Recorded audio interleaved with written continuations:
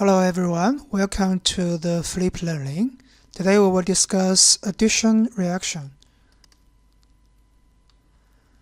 The agenda is like below. We have three parts. So first we will talk about learning objectives. Then we will talk about saturated and unsaturated. And the third part is about reaction with bromine. The learning objective has three parts as well.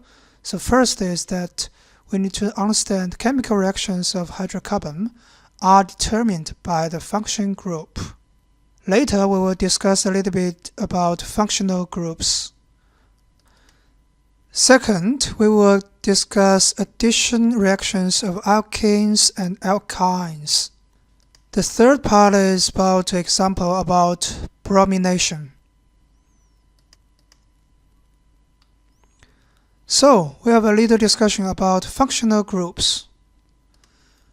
So what are function groups? Actually, they are special groups of atoms within molecules that are responsible for the characteristic chemical reactions of these molecules.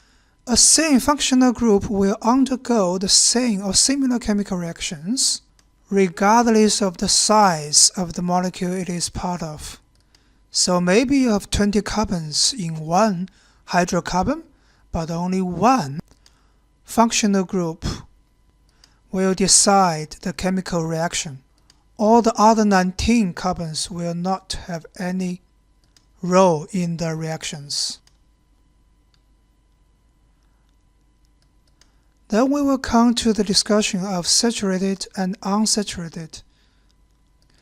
We talk about this status is because we need to know what kind of hydrocarbon can react. The word saturation actually is coming from a Latin word which have a meaning to fill. The idea is that it will reach a maximum capacity to fill. So based on this meaning, saturated means in organic chemistry that carbon has maximum bonds. As we learned from the previous lesson, alkanes are saturated and has no spare bonds to add other elements.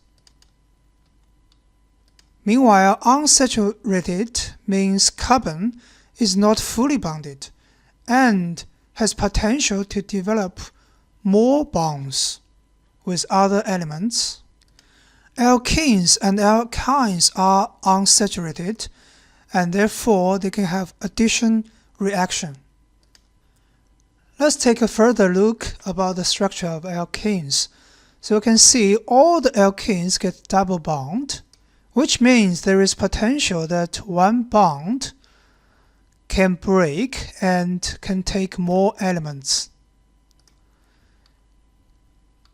If we come to visit the structure of alkynes, we will find the same result, that alkynes have triple bond, which leave rooms for more elements. So we will have a talk about the reaction of unsaturated hydrocarbon with bromines.